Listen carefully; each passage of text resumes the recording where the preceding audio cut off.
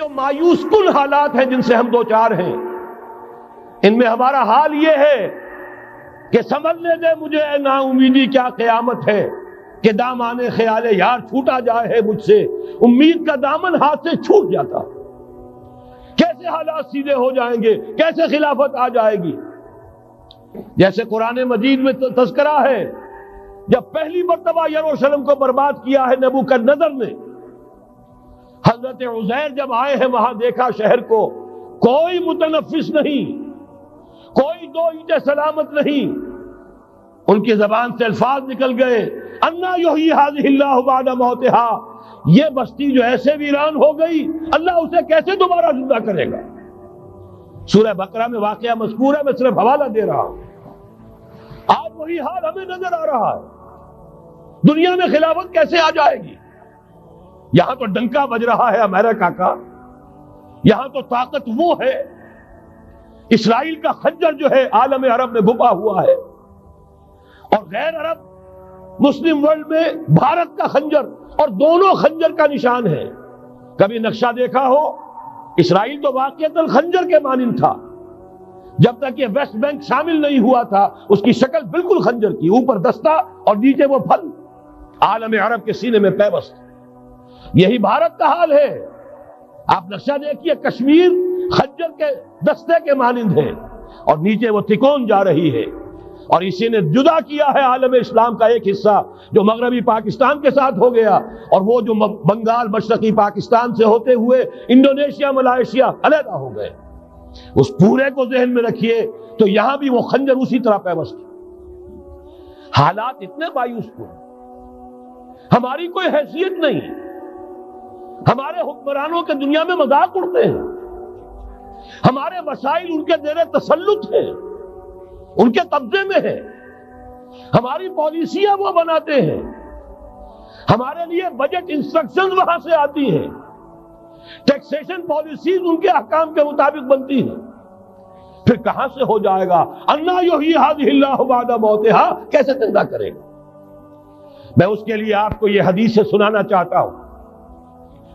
تاکہ وہ یقین پیدا ہو۔ ایمان بالغیب جو پہلی شرط ہے قرآن مجید کی ہدایت سے استفادے کی، الف لام میم ذالک الکتاب لا ریب فیہ ھدی للمتقین الذین یؤمنون بالغیب۔ نبی نے خبر دی صلی اللہ علیہ وسلم، اور آپ نے اپنی تاریخ، اپنی امت کی کل تاریخ کے 5 ادوار گنا دیے۔ حضرت نعمان ابن بشیر کی حدیث مسند احمد ابن حنبل میں، تکون النبوۃ فیکم ما شاء اللہ ان تکون، مسلمانوں تمہارے مابین نبوت قائم رہے گی، موجود رہے گی، یعنی میں بنفس نفیس تمہارے مابین رہوں گا جب تک اللہ چاہے گا۔ ثم یرفع اللہ اذا شاء یرفعها، پھر جب اللہ چاہے گا نبوت کو اٹھا لے گا، یعنی میرا انتقال ہو جائے گا۔ دوسرے دور کی خبر دی، ثم تکون خلافۃ علی منہاج النبوہ، پھر ایک دور آئے گا خلافت کا این نبوت کے نقش قدم پر، کوئی فرق نہیں ہوگا، وہی نظام جو میں نے قائم کیا ہے جوں کا تو قائم رہے گا، میرے نقش قدم پر وہ خلافت ہوگی۔ فرمایا وہ بھی رہے گا جب تک اللہ چاہے گا، پھر وہ بھی ختم ہو جائے گا۔ پھر فرمایا تیسرا دور آئے گا، ثم تکون ملکن عاضا، ظالم ملوکیت، بادشاہی، محل بنیں گے، ٹھاٹ جمیں گے، ظلم کا سکہ رواں ہوگا، ناجائز قتل ہوں گے۔ حجاج ابن یوسف کے ہاتھوں سینکڑوں تابعی محمد ابن قاسم بلا کر شہید کر دیے گئے، ورنہ اسی وقت پورا یہ جزیرہ نما ہند جو ہے، انڈین پیننسولا، اس وقت پورا کا پورا مسلمان ہو جاتا۔ لیکن ملوکیت کو کبھی یہ برداشت نہیں ہوتا کہ کوئی شخص پبلک کے اندر مقبول ہونا شروع ہو جائے، پاپولر ہونا شروع ہو جائے، ان کے اقتدار کے لیے خطرہ ہو سکتا تھا۔ اسی دور ملوکیت میں واقعہ کربلا ہوا، حسین ابن علی رضی اللہ تعالی عنہما شہید ہوئے۔ اسی ظالمانہ حکومت کے دور میں واقعہ ہرہ ہوا، مدینے کی بے حرمتی ہوئی 3 دن تک۔ اسی کے دور میں حضرت عبداللہ ابن زبیر رضی اللہ تعالی عنہما شہید ہوئے۔ میں اب کیا کیا گنواؤں، حضور نے جب فرمایا ثم تکون ملکن عاضا، کاٹ کھانے والی ملوکیت، یہ اسی کی شرح ہے۔ فرمایا یہ دور بھی رہے گا جب تک اللہ چاہے گا، پھر جب اللہ چاہے گا اسے بھی اٹھا لے گا۔ پھر چوتھا دور آئے گا ثم تکون ملکن جبریا، پھر بادشاہی ہوگی غلامی کے ساتھ۔ میں نہیں کہہ سکتا اس وقت صحابہ نے اس کا مطلب کیا سمجھا ہوگا، اب چونکہ یہ دور ہمارے سامنے سے گزر چکا ہے، بلکہ ایک اعتبار سے ہم اسی دور میں سانس لے رہے ہیں، لہذا بات سمجھ میں آ رہی ہے کہ وہ ملوکیت چاہے ظالم تھی، بادشاہ مسلمان تو تھے، کلمہ گو تو تھے، ان میں بہت اچھے بھی ہوئے ہیں، تاریخ انسانی میں مسلمانوں کے جیسے عمدہ مثالیں ہیں عمدہ بادشاہوں کی، شاید تاریخ کے اندر کوئی اور مثالیں پیش نہ کی جا سکے۔ لیکن یہ کہ اس کے بعد جو دور آیا، کہیں ہم تاج برطانیہ کے غلام بن گئے، ملکہ برطانیہ، شاہ برطانیہ، ہز میجسٹیز گورنمنٹ، ہر میجسٹیز گورنمنٹ، کہیں فرانس کے، کہیں اٹلی کے، کہیں ہالینڈ کے، کہیں اور کسی کے، فرانس کے، اس طرح سے پورا عالم اسلام جو ہے کولونیل دور کے اندر غلامی کے دور میں چلا گیا۔ یہ چوتھا دور تھا، لیکن یہاں تھوڑا سا توقف کر لیجئے۔ یہ چوتھا دور ایک درجے میں ختم ہو گیا ہے، کہتے ہیں دنیا والے کولونیل دور ختم ہو گیا، حقیقت میں ختم نہیں ہوا، براہ راست حکمرانی ختم ہوئی ہے، انڈائریکٹ رول جاری ہے، ریموٹ کنٹرول کے ذریعے سے وہی حکومت کر رہے ہیں، بٹن وہی سے دبتے ہیں، ہم جا کر جھولیاں انہی کے سامنے پسارتے ہیں،